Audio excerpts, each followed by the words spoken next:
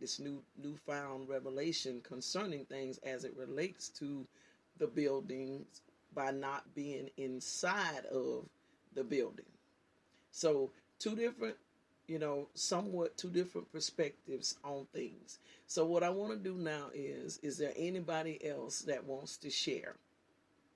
Is there anybody else among us that wants to share where you stand as it relates to how has things been for you within the last few months that the doors of the places of worship have been closed? Anybody else willing to share? How has it impacted you? To what capacity?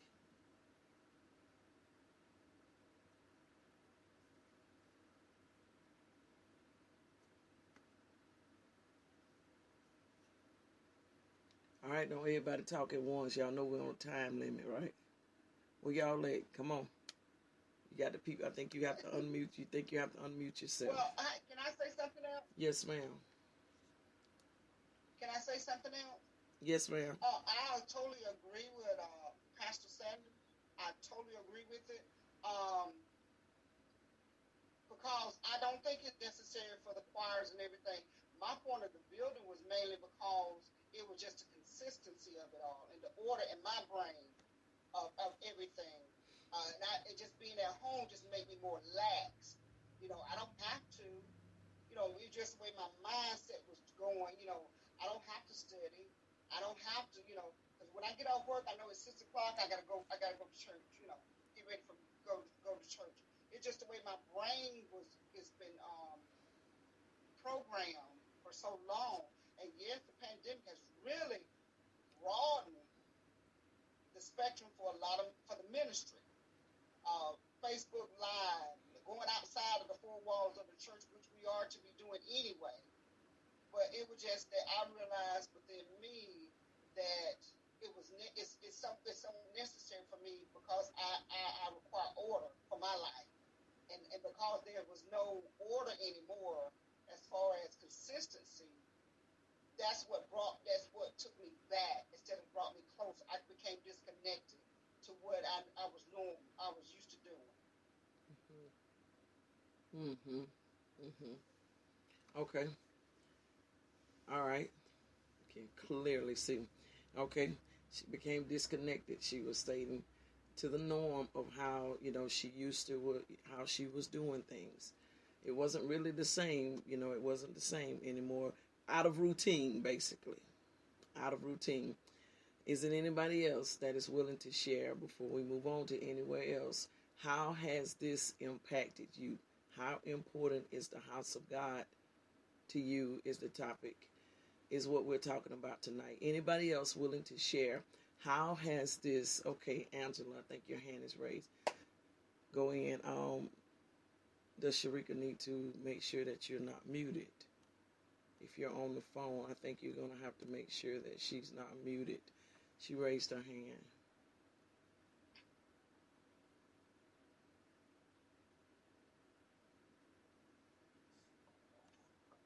Okay.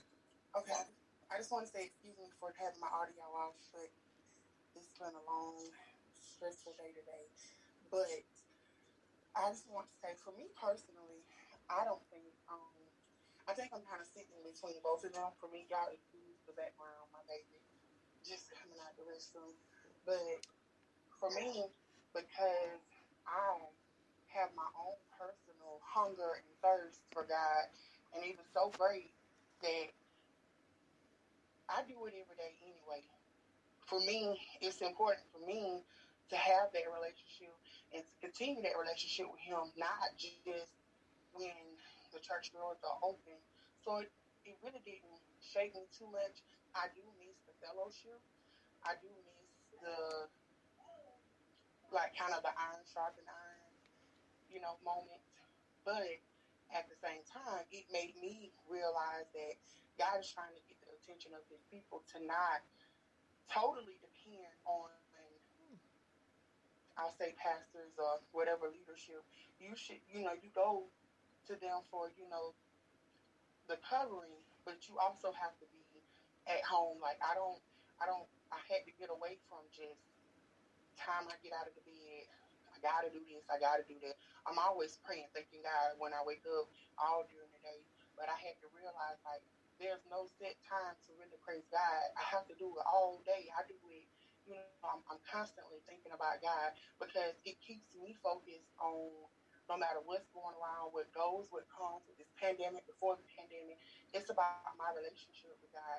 And I think that my thirst, my hunger for God, my love for God, it's like I want to know more about Him every moment that I can get. So for me, it didn't really make me necessarily miss the building. It's just sometimes you miss the fellowship with other people. Okay. All right. So we got. She said she was pretty much on both sides. She could understand what both sides of both sides of it. She missed the fellowship. So anybody else that can relate to that to say, okay, hey, I missed the fellowship part. How important is the fellowship part? Let's slip over into that for a second. Sidebar out. How important is the fellowship? The coming together. How important is it? How impactful is that?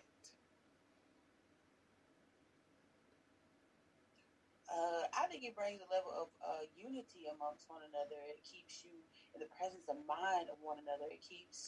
Um, it keeps it's hard enough already sometimes when you are within the sanctuary of the building, and then it's even harder when you're out of sight sometimes because sometimes we say out of sight, out of mind. So for me, I would honestly have to say with her, it's different not being in the house with everyone. It's not to say I don't think about everyone at some point in time, but the fellowship is definitely not there. And me as an individual, I like fellowship. I like the ability to see everybody face to face and different things like that. So, so it does make a difference when the body is gathered together in one place of worship, under the same roof, whether that's laughing and talking, you name it. It just brings a whole nother level. Even though we could have taken the time to make any home or area a place of fellowship, we didn't. Okay. All right. So that's another one that chimed in to say, I like fellowship. I agree with the fellowship that we need to, that it is good for us to be together. Anybody else want to share anything? What is your take on this? We're talking about the importance of the house of God.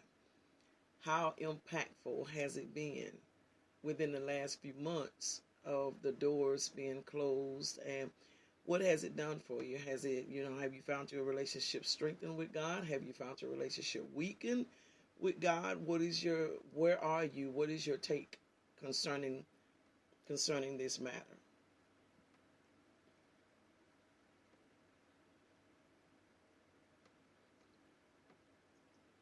Anybody else have something to chime in on?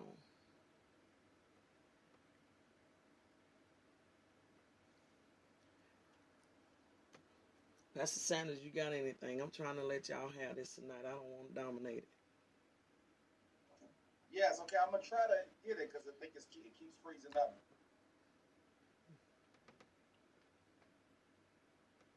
it. It I is. can because I hope can y'all hear me well? Yeah. Okay. So yeah, the fellowship part is good. Ooh, that's a hard one. Fellowship part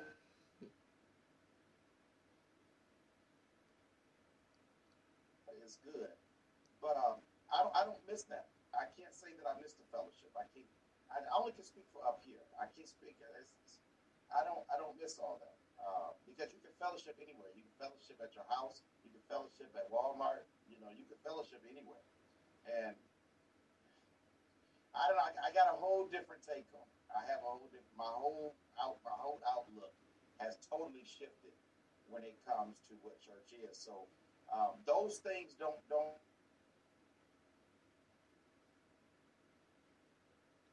lot of strength in it. I think this has allowed. I think it has exposed what we have really been looking at church. What it's been for. I think it has really exposed a lot of pastors that I've talked to. They've been focused on the wrong thing.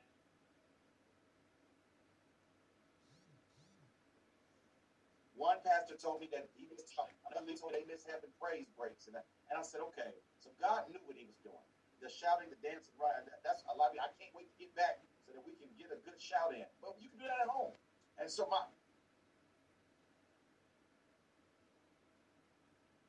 perspective of what the whole period of silence is for. So yeah, my take on it is a little different. It's a little, and in respect to everybody else, I'm just looking at it from the perspective of leadership and where we are today spiritually.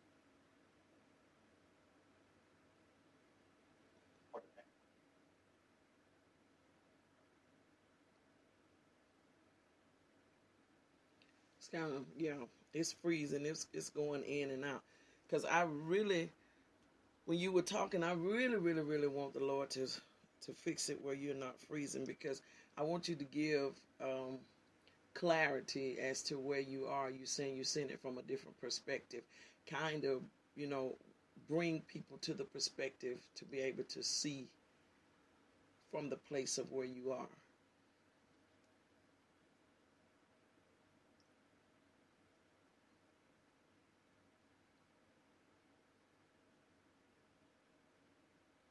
Okay, are you there? Yeah. Okay, now repeat that again. Okay. So what I want you to do is bring the people to the place. You're seeing it from a different perspective, but kind of bring them to the place of where you're seeing it, from the position of where you're seeing it. One of the things you said was from like a whole leadership scope. Bring the people to the place of where you're talking that you're seeing it. Oh well, my perspective is from it's from spirituality. If you're spiritually growing, if you're in your word, if you have a good relationship with God, and if you are in tune with God, it goes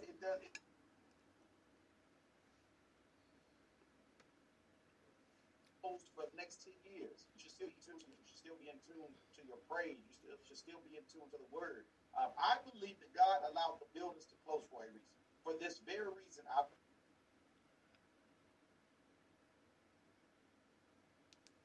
the buildings to shut down, so that we redirect to the purpose of us coming together. And all of the nonsense that we were once caught up in, he says that's not. He says my house is the house of prayer. Now that we're praying at home, we're gonna appreciate.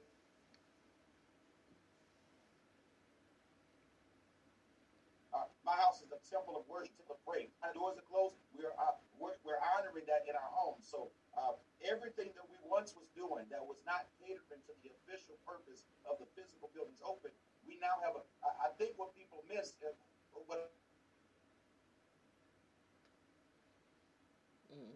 what we weren't doing before the pandemic.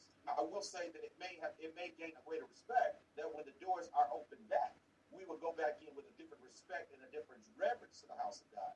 And I do believe that God has allowed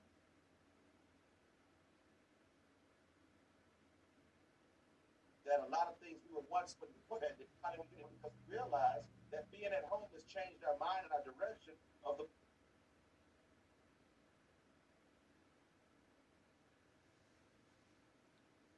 Okay, man. I apologize, y'all. I mean, I could catch some of that, but it was just going. I don't know what it is, what the deal is on that. I could catch some of what he was saying, but some of it was coming in choppy. But one of the things that he was saying was that he do believe, once he got towards the end of it, he was saying that he do believe that going back into the buildings, that we will have a different perspective on things as it relates to the house of God, the reverence and the respect for the house of God. Now, it would seem to me, I'm kind of somewhat to throw my take in of where I see things at, from the position of where I sit. The first position I won't come from is the position of an intercessor, because that is like my highest call, is the position of the intercessor. In the position of the intercessor, it is an alarming danger that I have been sensing. And I sensed it, maybe somewhat prior to